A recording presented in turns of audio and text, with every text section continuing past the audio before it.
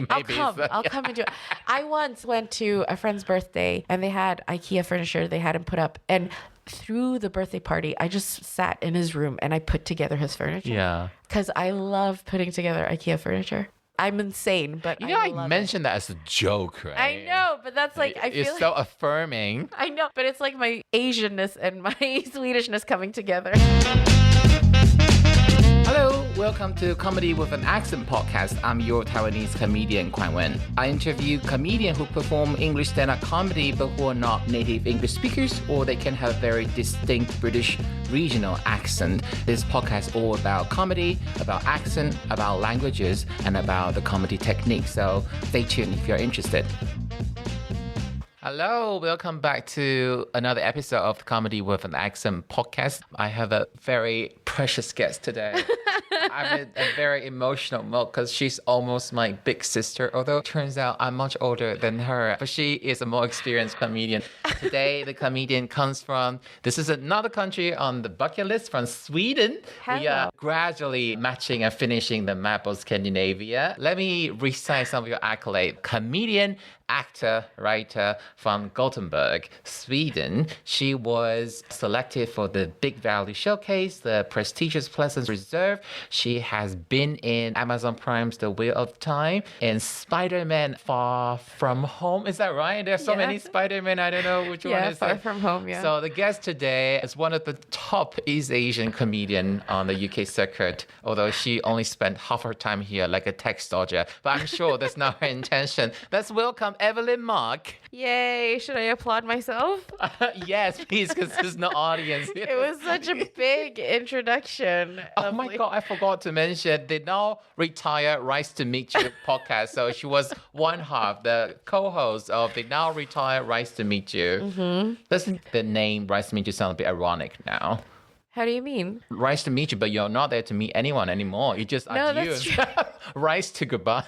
Rise to goodbye you, yeah. Also, you know, like a Chinese zombie film, and one way to dispel the zombie is to throw rice. So I know. No, that sounds racist, Quan Wen. Sticky rice, so Rise to meet you. But Are you serious? It's like Rise to goodbye. No, it's true. If you look at those Hong Kong Chinese zombie movie made in the 90s, and if you get poked by their nails, you get infected, one way to treat it is to put a sticky rice on it. That's so racist. It's not racist. The film was made by Hong Kong people. It just sounds really just stereotypical. It's like, oh, we'll just use, I guess rice is very important for Chinese people. And so it's like, yeah. Everything. Only Southern Chinese people. Yes, that's true. Because Northern Chinese people is all about wheat-based noodles. But no, let's not confine ourselves because we're just having two East Asian in a room and talking incessantly about rice. Let's not do that. Evelyn just got out of the flight. She's flying in, and we are recording this episode before a rather important gig this evening. We're going to do a gig for the British Library. The Asians are taking over. We're doing a gig with Ken Cheng. Ken Cheng, yes. Yeah. Although the gig is called Chinese Comedians, singular, and guest. But when they were doing the Instagram story, whoever is in charge of their social media, one of them just say, come watch the Chinese comedians, plural, and put my face there. Say, oops, my Taiwanese pals are going to kill me. I know. Oh no, yeah. Is How there prominent the a beef was. visible Taiwanese community in Sweden? Not a huge one, but there are Taiwanese people in Sweden. Of course there are. I learned Mandarin from Taiwanese people in Sweden. My mom did too. Oh. Yeah. So my Bless mom. you. But I think the Taiwanese Mandarin is much more clearer than like It the depends. Chinese. From very young people, we mumble. I don't, but the young people mumble a lot. We don't really pronounce the consonant, so it can be a bit confusing. Really? That's why. Yeah, that's why. Although it doesn't sound quite as harsh. Okay, I am gonna follow my usual structure, so I make sure I don't overlook any questions supposed to And ask. I am going to try to disrupt it. Am I succeeding? Not really. It's more like the pumpkin soup I had is succeeding because most of my blood in my stomach right now. I can't think. Quan Wen took us for lunch and he had a pumpkin soup and I had mac and cheese truffle. and then I had fried chicken, and now I'm very tired. I have fried rice. We are both carved up. We So are, much carb. I have to say, like, I've noticed that I bloat in my face. and you're lucky this is not a visual I know, I'm so podcast. lucky. I haven't showered. I'm bloated. I have a zit on my forehead. So I'm very lucky this isn't video. I do have to say, I'm going to have some video clips for promotion purposes. I mean, I am taking a big risk here because I'm sitting here just unshowered with the video that you're going to put up on Instagram. To But be I'm okay. fair, I'm I okay with cannot it. verify the unshower bit because I don't smell a thing. Thank you. You see, I used to live in Berlin. When people don't shower, you know. Right. So, Evelyn, my usual question is, I think it's a particularly valid question for you. Do you think when you speak English that you have an accent? I mean, And also, don't give me that I speak with American accent crap, okay? Some people may disagree, but when you speak by default a Midwestern American accent or the British receipt pronunciation, it doesn't count as an accent. okay. Yeah. You know, you're right. I don't think I speak with an accent. Or the thing is, I've worked really hard to not speak with an accent, to sound American. When I was a kid, I was obsessed with America. And I wanted to sound American because that's how Zach Morris sounded. And now when I said Zach, I sounded not American. But Who I'm is Zach Morris? from Saved by the Bell, Mark Paul Gosselaar. This is when I feel like I'm talking to a Republican. Like, we are What not- a Republican! We are talking, but we are not communicating. I got zero reference from you. I have no idea. Saved by the Bell. It was a big sitcom in the 80s, 90s. Okay, the commission in Taiwan decided not to buy it. so I never They saw didn't buy Okay. it. Sweden is really Americanized, so they bought like all of the American shows. So we had Saved by the Bell, we had Friends, we had Frasier, we had Family Matters, we had I'll Fresh give you an Prince. example of a popular sitcom you never get to see in Taiwan. The Prince of Bel-Air. Yeah. It's Always Sunny in Philadelphia. Oh yeah. So they're absolutely culturally significant, but they would not Come to exported. Taiwan. They're not come to Taiwan. Yeah. But somehow they decided that we should be able to watch Married for Children. Love Married and for the Children. marriage, love and the Al marriage. Bundy, Peg. So I don't know who Zach Morris is, but I do know who else is. So back to the question. You work really hard to try to sound American I because you're did. obsessed with Zach Morris. Yeah, I'm obsessed with America. I wanted to move to America. And I also think it's because when I was a kid, I grew up in Sweden. I'm Chinese. My parents are Chinese. I didn't feel like I was very connected with Swedish culture. Like I felt like an outsider. I felt very othered because Sweden is also like Sweden's not great when it comes to integration. They maybe have become better, I'm not sure, but not very good. So when I was little, I didn't feel connected to Sweden, and my parents, they worked all the time. So I was a latchkey kid, which means that they were working and we were at home being looked after by our grandparents. And so my companion or like my friend was TV. And so I watched American shows, and then I felt like I found a community. So is it that in the little Evelyn's mind, Yeah. where you actually live, where your physical community were not 100% receptive of you? Yeah. So you idealize the cultural American world. Yeah. On TV, you think that if I make an effort and sound like them, it will be my future home. Yes, exactly, Quan Wen. Very well therapized. That's very happy. Okay, to not make this into a therapy session. Oh, I'm no, but gonna- I love it. Everything I do becomes a therapy session. I know, but there's so many of them in Edinburgh Fringe Festival right now. If I go to one more show and come in and say, I've found out that I have ADHD, I can't have this anymore.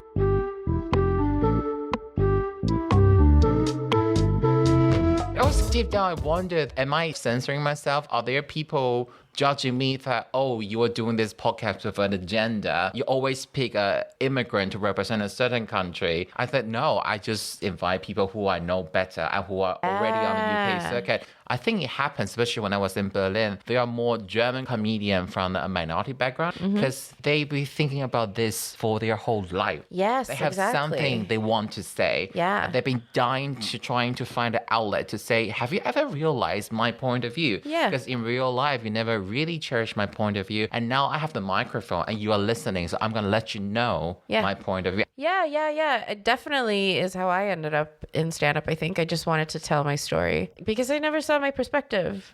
in those American shows or on TV. So I think somehow I wanted to communicate my version of life to people. And obviously, the information will filter from little childhood era Evelyn, because you are learning an accent, linking yourself to a country that allows the free carrying of guns. Yes, exactly. I will say though, when I get tired, my accent gets worse. My accent gets... More Nordic? I think so. It probably starts sounding more Nordic. I start slipping on my S's. Right. Because that's a very Nordic thing. Okay. Julian, our sound tag, when Evelyn talks, could you tell she's not American or she can be American? I sound very American, don't I? You couldn't pick up a clue that her mother tongue is another language apart from English. Thank you. That's what I thought. I've since realized after I talked to various guests, their English can be so fluent, they can deceive me, but they're still not fluent enough to deceive a native speaker. And a lot of my guests are in that category. But I suspected that you are so good at faking American accent. I finally got my proof. So on the event we're going tonight, there was an Asian American lady, a New Yorker, and she commented on, I wonder where she's from, because initially I thought she's American. Oh, really? So I finally got the proof I needed that how you are perceived by native speakers, for a lot of people, is good enough to fool them. Thank you. But do you know personally when did you slip? When I start slipping. You get tired, so when I get tired. Scandinavian vowels start to come out. I don't know how it sounds. It's really bad. They don't sound like that. Well, yes, I do. When I get tired, my S's start slipping. So I say, like, for instance, Zach, it's Zach, or like Zed's Zach, but then you say Sack. Is there So a it sounds, difference? because Swedes, maybe Scandinavians, their S's are more like whereas Americans are more like s. Yeah. Okay. For instance, if you say stop is stop, but then stop, I don't know. I can't. No, but the stop you did sounds definitely very Nordic. Yeah. Or like salad. Yeah. It's very subtle, I guess. Can I leave the room now? This bit doesn't interest me at all. This is so dry and so boring. I really can't tell much. Like but when that? you say the stop, you have this sort of... Yeah, but then I said it in Swedish, Stop. Slut. I do tend to slip up when I'm tired. And sometimes when I'm tired, I tend to speak Swedish without knowing that it's happened when I've woken up, when I've been in bed with somebody and I've woken up and I just start speaking Swedish. I'm in England and it's an Probably English person. shouldn't, but are you describing after some hookup sex scenario? Yes. Okay, cool. Thank you for clarifying. But I'm thinking in a BuzzFeed way, like the conclusion I wrongly draw from that is sexual intercourse reveals your Swedish accent. All my dirty talk is in Swedish. It's not hot. It's very... So I had a Norwegian guest on. And he's been told that he sounded like the guy in Frozen. Oh. Big summer, something like that. Who's that? Thor Stanhouse. So he's been told he get that intonation. Oh, and yeah. Oh, Thor. I've met Thor. He's so sweet. Yeah. And I don't know the difference between sort of Norwegian. Oh, and Norwegians Swedish. are more like, Swedes are a bit more melodic, but Norwegians are more like, oh,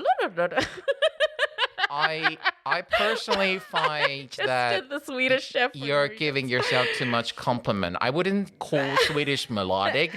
I would call it bouncy, but melodic is a bit of stretch. I just It's like, because as an avid Eurovision fan, I do watch the melody, whatever you call it. Melodifestivalen. Yeah. And I have to say, like, Måns similar, right? Yeah. He's really hot, but when he speaks Swedish, minus 10%. Nah. Really? Yeah. He speaks Swedish. Well, he has an accent.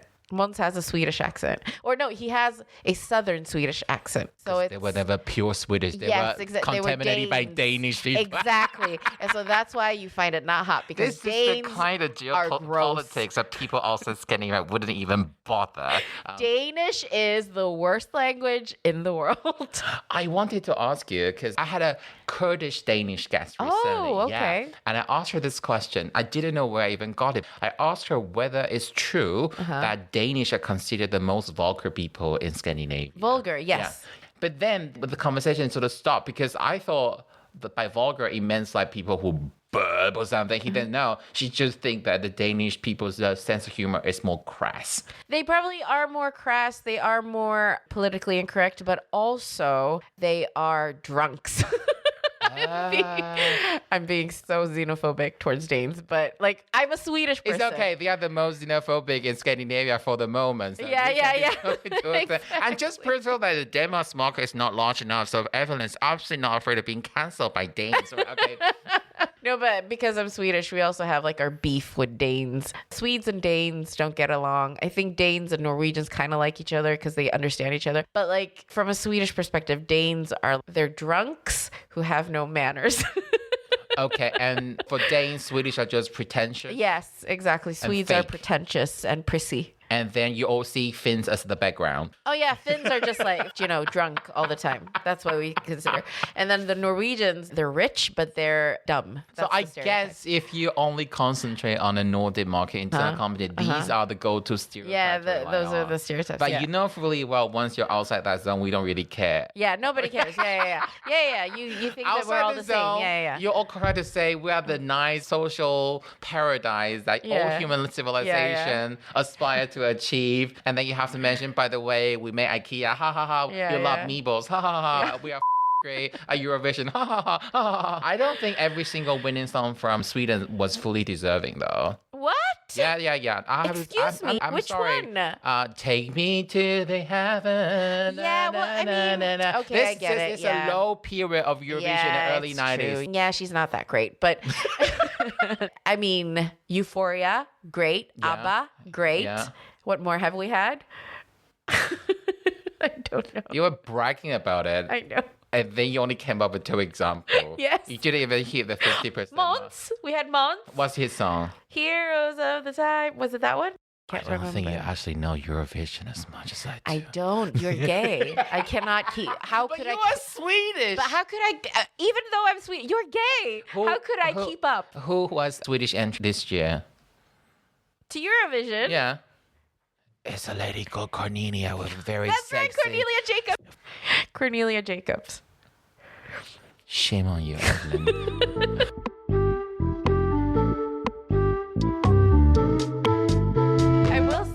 I will say, I have had a few Americans recently. I've met a few and they're like, oh, we didn't know that you weren't American, which is quite cool. Is it because when you started your set, you didn't address your background at all? Oh, yeah, I didn't know. You just assume that you look like I'm like an Asian immigrant somewhere. Yeah, I guess now I'm trying to get away from it and just do jokes. But I'm in this middle at the moment.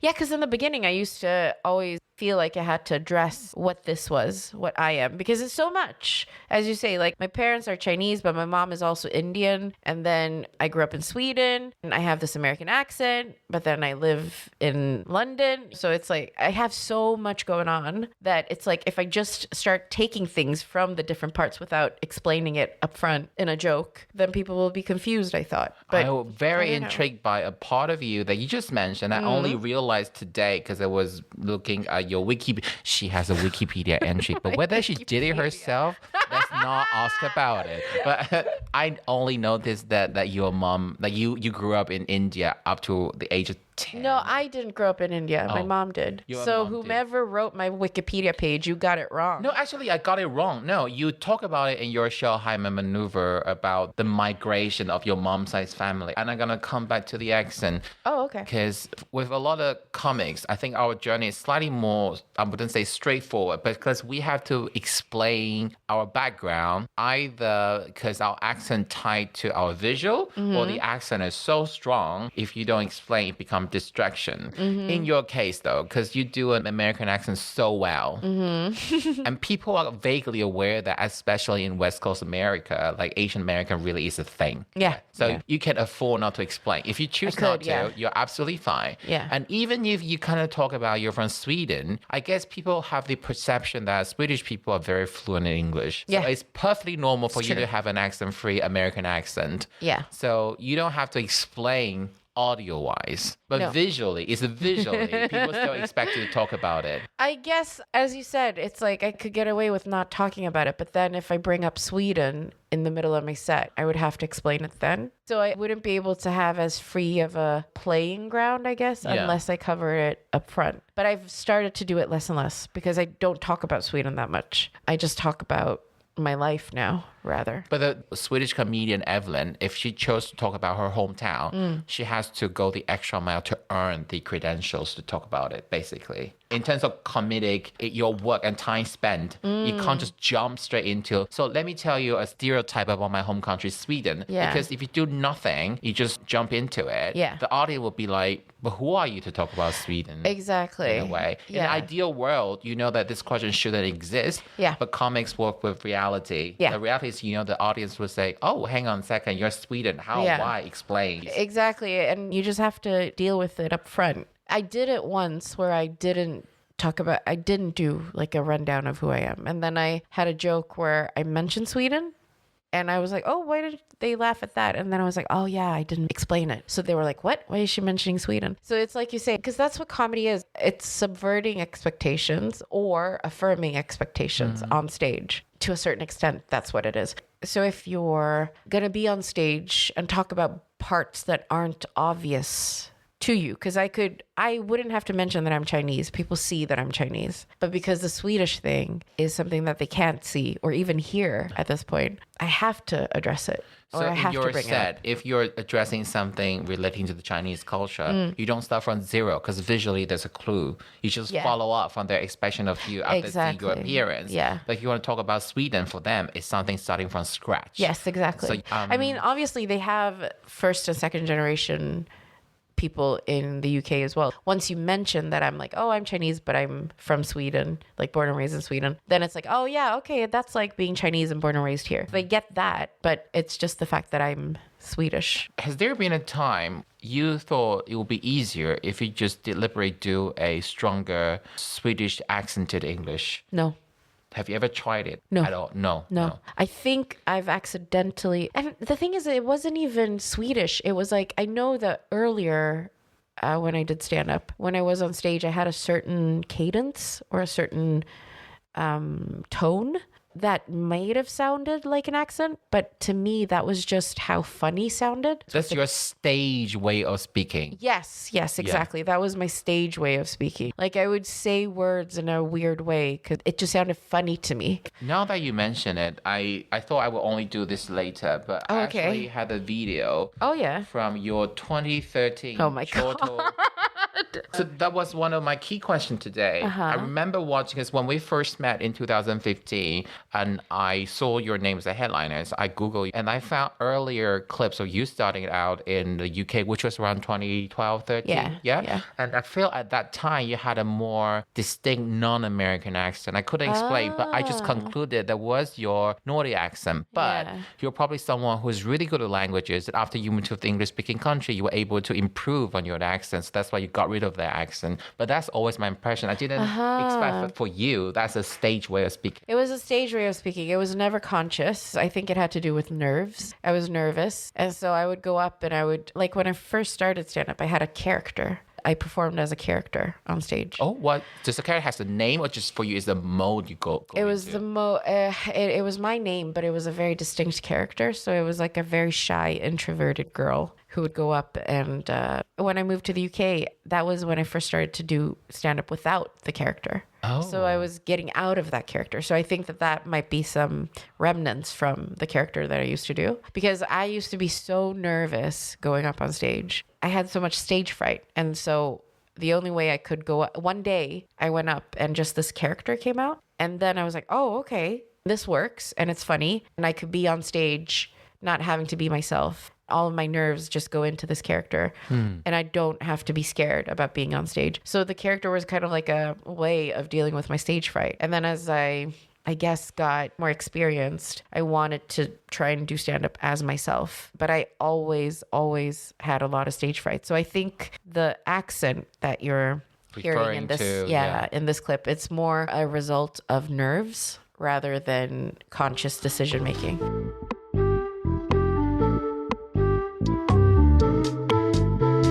Is there a more dumb people's way to describe the word Dumb hate? people's way. No, like for example, I was listening to this podcast and they keep talking about the word cathartic. I said, what does that mean?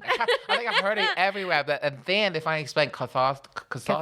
Catharticism. Is for you to really let out and channel your grief or emotions Yeah. through. It's an emotional release of pent up tension. But there must be a simpler way of saying this, right? Like we can say it's quite therapeutic. Yeah, you can say it's therapeutic. Yeah, so I just want to make people feel they can connect to what you're saying. Okay. So do you have a simpler word for the cadence you just explained and mentioned? The way you used to talk was not actually a Swedish or Nordic accent. It was just a stage speak. It was, I think it was nerves. Like it just came out of me being nervous. But also that's how funny sounded to me. Like I used to have one-liners about my vagina and I would say, and people always commented on the way I said vagina. Because I say like, one got you into trouble. One got me into trouble. With Welsh people. Yeah. My vagina is like Wales.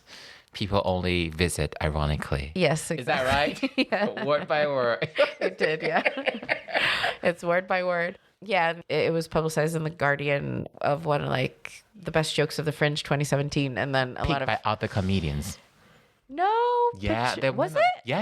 I was reading. Oh, really? What comedian find other comedians funny? And there was a lot of recommendation of you by other comics and then make reference to your... Really? Yeah. Oh, that's nice. I didn't know that. I thought we just had to send them in.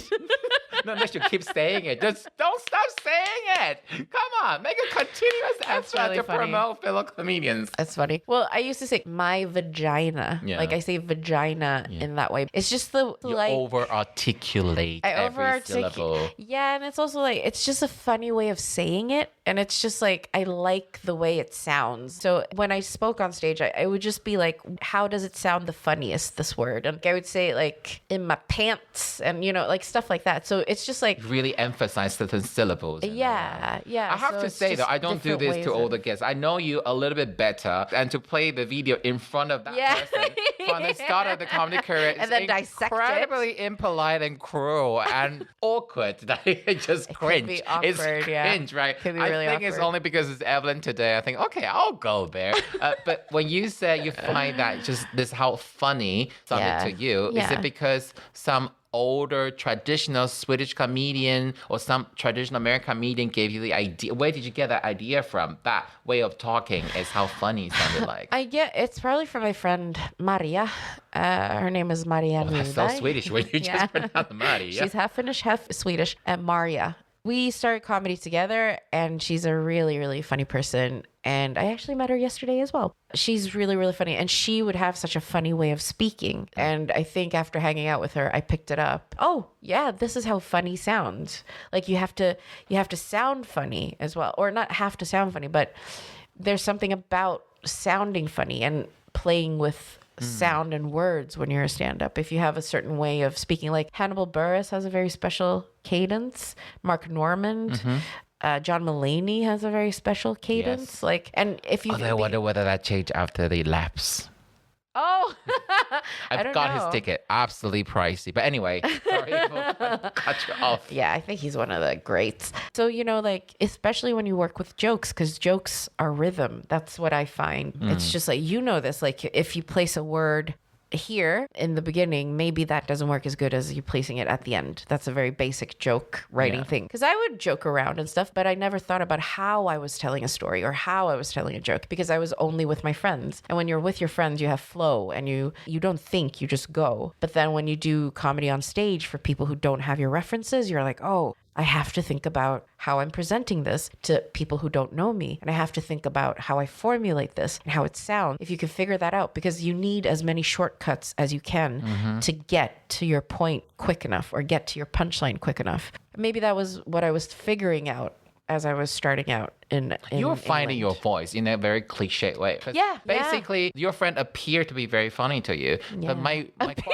She is very funny. No, she is very funny. No, she is very funny. But when I say appear, I use the word with a specific point in mind. Now thinking back, do you find that was she actually just a naturally funny person and that's her way of speaking, or her way of speaking actually does make her funnier? She was a naturally funny person with a certain with that type But of when way of you started speaking. out, it's more difficult for you to differentiate. So whatever is in her package, you then think that is a value way it can amplify your stage effect. Well, the thing is, when you start hanging out with people, you adapt. Yeah. Right? Because if you bond over being funny, or if you bond over making each other laugh, you tap into how that person's funny. They tap into how you're funny. And then you kind of mesh, because that's how you communicate with each other, and that's how you bond, and that's how you make each other This laugh. is absolutely enlightening. That's just like human bonding, isn't it? No, but I'm saying your thought process and how you get here. And I'm guessing for people who discover Evelyn through Rise to Meet You, because you're very casual, very you, and you're just naturally funny, bouncing off with Nigel, your Thank co-host you. at that time. But when they discover you through Rise to Meet You, and they Google your YouTube video, and they found your older video, Oh, God. they would be kind of shocked. Yeah. I verified some of the comments like, oh, I didn't know Evelyn talked like this on stage. It's a very different way of talking of you being a host of a podcast. yeah. And your stand-up comedy set, especially from the earlier one. I think yeah. later one, you have a more natural way of talking. Yeah, definitely now. Now I'm different on stage. But it's all like from my development as well, because especially like doing a character at first, and then I was very depressed for a very long time. I was basically depressed my entire time in the UK. And that's up until what time? From like 2012, 2013 to like up until maybe 2020. Yeah, it was a really long time. And so I think my depression, because sometimes, you know, when you have mental health issues, comedy, like stand-up, could either help it, because it could be a place where you could go up and be creative and vent and just kind of have as a playground, or it can double down and exacerbate it. You see my S's, and I'm tired, so you can I tell. still couldn't tell Really? the difference. No, it's too remote maybe for a Mandarin speaker. Yeah, maybe it's me. But do you have like temporary relief and the consequences show up later? Or is it actually a continuous negative downward spiral, but you just couldn't get out of it? Yeah, the second one. I mean, I was still doing things, but I had a very tough time, and I had a very critical voice going in my head all the time. And it really affected my relationship with stand-up. I just I didn't find any joy in doing stand-up, which I had previously. It was just, I did not want to be seen by the world. But then I was still doing stand-up, and that's not a good combination. So it was a big struggle for a very long time. And now I sort of paused stand-up, had to just work on getting better. And now I'm in a place where I feel very good. And I've just started stand-up again to see if I actually can do it, if I still have the nerve to do it. Because, you know, after you go through depression, you change. Or it's me, I changed, because what I went through was heavy. Stand-up is a true love. So I always wished that I could come back to it. And so now I've started doing it again, but in Sweden, where I feel it's a safe space. Because in London, I broke. You can't really heal in the place you broke. So I'm doing it in Sweden, and I'm just kind of seeing if I can do it again. If I still have the nerve to do it, as in I am able to manage the anxious side of it. The fun side is really fun, but it's the more anxious side that I'm trying to see if I can manage. It's going well, and I'm enjoying it. And I'm actually realizing that I can handle the more complicated side of stand-up now. And now it's like I do want to be seen again. So I think the videos that are up is me trying to find my voice, but also it's me struggling with myself. And I don't know, yeah, maybe it's evident.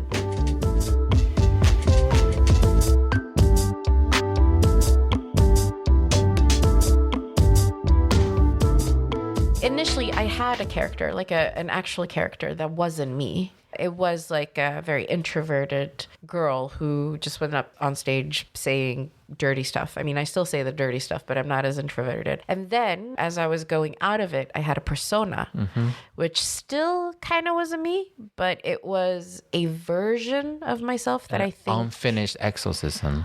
Yeah, I guess so. Yeah. An unfinished exorcism, or it was a version of me that I wanted to be in my private life. I used to feel this way. The only time I could be myself truly was when I was on stage, because I felt like I could say whatever I wanted to say, and I didn't have to bear the consequences of it, because the context was that this is all comedy.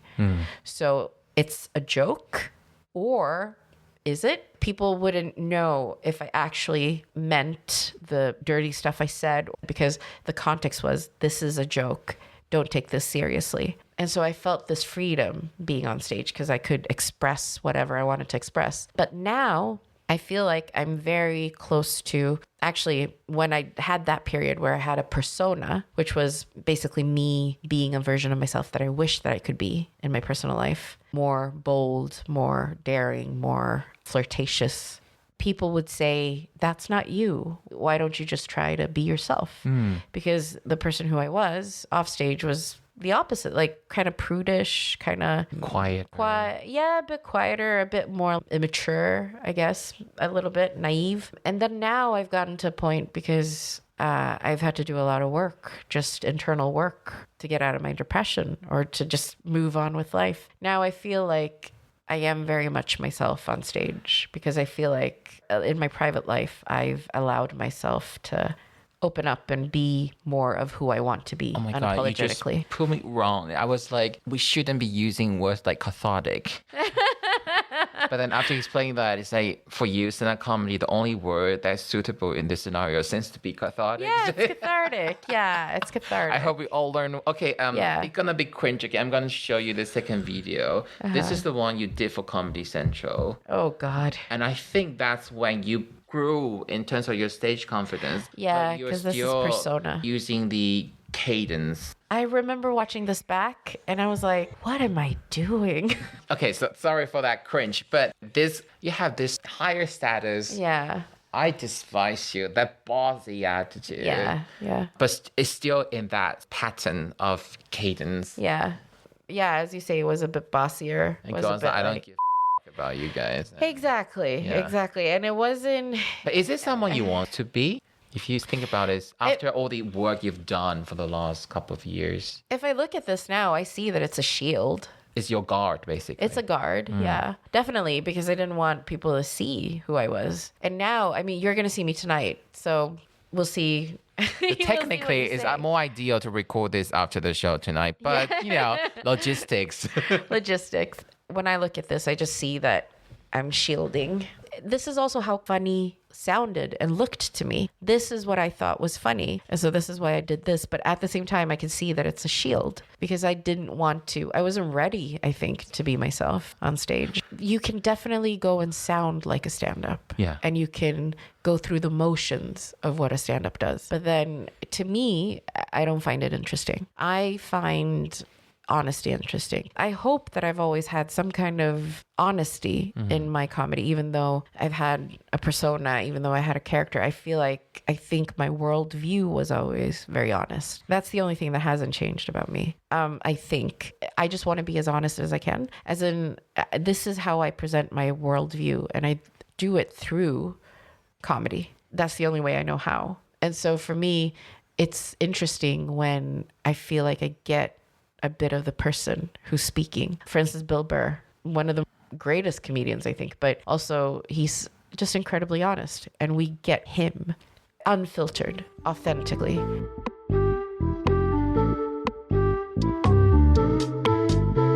Our discussion started with accent in a literal sense of linguistic accent. I think with you, because you have mastered such American accent, it's more metaphorical, more in a derivative sense, so to speak. Well, this is one of the most snobbish episodes. It is, isn't it? I'm so sorry.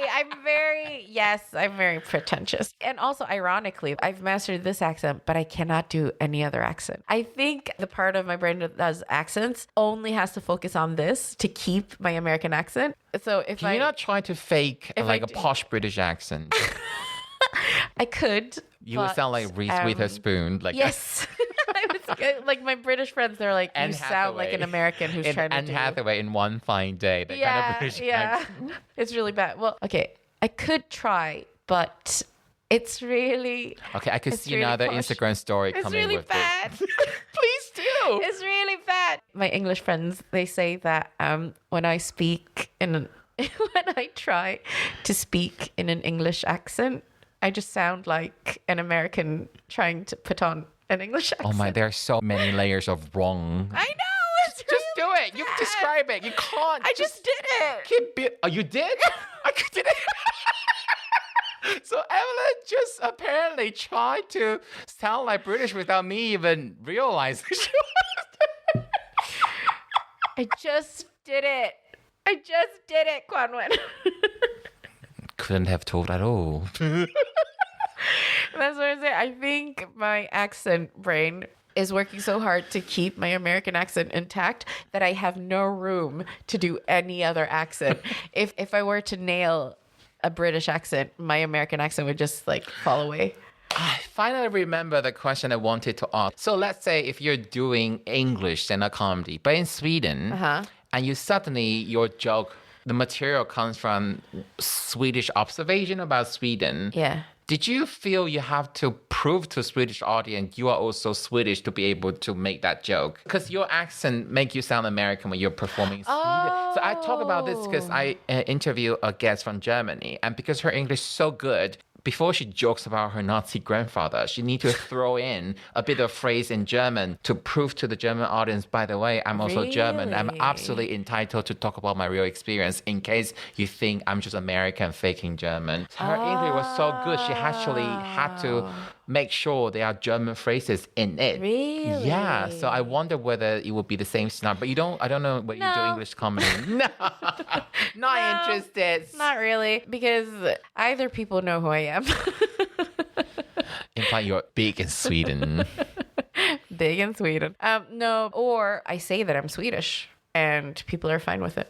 Or people will know who I am. Okay. I've never experienced that I have to prove. It's like, so is it just that they distrust even if she says she's German, they just don't I think that when the trust her? subject matter is so sensitive, Yeah. they don't think that if you don't actually have any link to that in your personal life, you don't actually have a free pass. Interesting. Do you think you're more fluent in English than Cantonese? Would you Oh, say yeah. that? Really? Yeah. You would say that. Okay. What is it? My Cantonese is like the equivalent of like a 10-year-old, I think. I mean, if you drop me in Hong Kong, I'm fine. I can get around. My Cantonese is good enough that I could live there. It's not good enough that I could have like a substantial conversation about art or politics or anything like that. But I can have a conversation with my cousin about, what we did today, or about her relationship, or about my work. I can do that, but I cannot, nothing of like actual substance. But have you been using English so much that does it count more to you as a language compared to Swedish? Does Swedish hit you home? Yeah, Swedish is home. I notice it too now because I'm doing stand-up in Swedish. Swedish is, I'm like, okay. I am fluent in this. This is my mother tongue. Then it's English. And then I have Cantonese. And then I have my mom's Hupe. It's Hupehua, right? I think so. It's still dialect. It's not that different from Mandarin compared to Cantonese, but it is still slightly different. Yeah, it's a little bit different. But you wouldn't psychologically reject Swedish because when you say like the Swedish society didn't sort of 100% open arm embrace you, like the sentiment of all your kids, but it didn't result in of your mental rejection of that language, its effect on you emotionally. No, I think culturally I probably rejected it a bit, but that was also because I kind of rejected my Asianness a bit. And it's not until a few years ago only, actually, when I started the Rice to Meet You podcast, like when we started doing that, that's when I started to discover my Asianness and get comfortable with it and accept it and kind of come to it, really. Mm-hmm. And from that, just getting a sense of reclaiming who I am, because my Asian part is such a big part of me. I think from that, I became more comfortable in who I am, and also now can be more comfortable in my Swedishness as well. So you started sort of self-healing process. Yes, you started with one and it actually brought mutually... the other ones, in. And it's now being in Sweden as well, I realize how Swedish I am, and I also realize an example all this small or two? Stuff. An example, like... Do your own flat pack furniture. I'm sorry. I am very good at IKEA stuff. I'm so hopeless. I would just go on Gumtree and hire someone to assemble. Yeah, if it's a big piece of furniture, it never comes out the same. No. Oh my God, no. Tell me next time, I'll come and do it. I pay someone like 40, 50 quid to assemble like a closet. Just buy me a dinner. Okay. And I'll do it. No, you don't even have to do it. But you don't live in London now. You maybe. I'll come and do it. I once went to a friend's birthday and they had IKEA furniture they hadn't put up. And through the birthday party, I just sat in his room and I put together his furniture. Yeah. Because I love putting together IKEA furniture. I'm insane, but I love mentioned that as a joke, right? I know, but that's like, I feel it's like, so affirming. I know, but it's like my Asianness and my Swedishness coming together. That reminds me of an old opening gag of yours. Oh, which one? I'm so Swedish, like IKEA. I was made in China. Oh, yeah, And part of me, like that joke, part of me, I'm also really glad you don't feel like you need to do that line anymore. Yeah. And I think that is the sentiment a lot of what you consider as, because let's be honest, the default people expect from comedians are straight, white, male comedians. Yeah. We are deviation. Yeah. And we have to explain why we deviate from the expectation as a norm. And it was a useful and quick way to get it out of the way. But I think there'll always be a little bit of inherent sadness when we feel like we had to do the line. Yeah, that's true. But it's also from like just a development of a comedian, because in the beginning, you're just finding yourself and you're learning how to express yourself, how to be able to express what it is you think, feel to an audience. That it's all part of the course, I think, until you can finally express what it is inside of you that you want to say. Yeah. We dive so deep today. I didn't have enough silly gags or jokes. Yeah, I'm sorry. I tend to, as I say, every session because I don't know how to end this, Evelyn. Well, you're the host. I don't know. You rendered me speechless. Have I? I don't do a lot of heavy. I'm sorry. This is what I. I don't do this like are you happy stuff. I do it. Bitch. No, I do it. I do it automatically, don't I? I just do it automatically. Do you realize the reference I was getting at? Yes, probably a lot of them. Like a specific podcast? No. Like the are you happy? No. That is from Stuart Goldsmith. He always ends Kong podcast that. So, are you happy? Is it a joke? Does he do it as a joke? No. Oh. So that's why I say, am I a bitch? Am I happy? Well, I'll answer that. Yes. Let's not. No, I don't want you to answer that question because I want to leave this part in. It's just to lighten up the mood because I don't want my podcast episode to end up, are you happy? It's like, oh, this copycat thing. That's really funny. Are you happy? Nah, it's okay. I'm away from my mom, so I feel safe. All right, we got 10 minutes before the end. Let's finish this. Let's be a wonderful, deeply emotional. I don't want to cheapen it, but it was a bit different experience. Was it? Is this deeper than you usually have? Yeah, I was really careful not to make any noise, any sound when you are going through your thought process. I saw that. That felt so personal. I don't want to interrupt, but at the same time, I was mindful of the time. Yes, I'm sorry about that. I think No, don't be sorry. No, it was absolutely true to what you want to say, and that's the whole point. Because this is where I operate. This is where I'm at. Like, I would say probably 70% of the time. Like, if you ask me a question, I probably get there. But to me, it's like, it's not deep. It's just conversation. But maybe, I don't know. Maybe that's just It's not deep. It's just me. It's me who's deep. Yeah. I don't know. All right, a valid question, last question. Okay. So, Evelyn, you spent your time between Sweden and the UK. When people want to see you in the UK, where do they see you and how do they find you online if you're not in the UK? Find me on Instagram at Evelyn Mok. I'm quite active now on Instagram because I feel like I'm doing a lot because I'm doing stand-up again. So stand-up makes you do a lot. I'll be posting there for gigs and stuff in the UK or in Sweden. Just keep an eye on me on Instagram. If you're not sure the spelling of Evelyn Mok, just go to the episode description. It will be there. EVELYNMOK. You don't want people to read the episode description. I spend so much time writing timeline. I never know people would actually bother to read that. But you know what? The episode description for Kwan Wen's sake. Thank you. We're going to get ourselves ready for the British Library Chinese comedian and guest gig now. So you guys will have to wait for another time. Bye. Bye.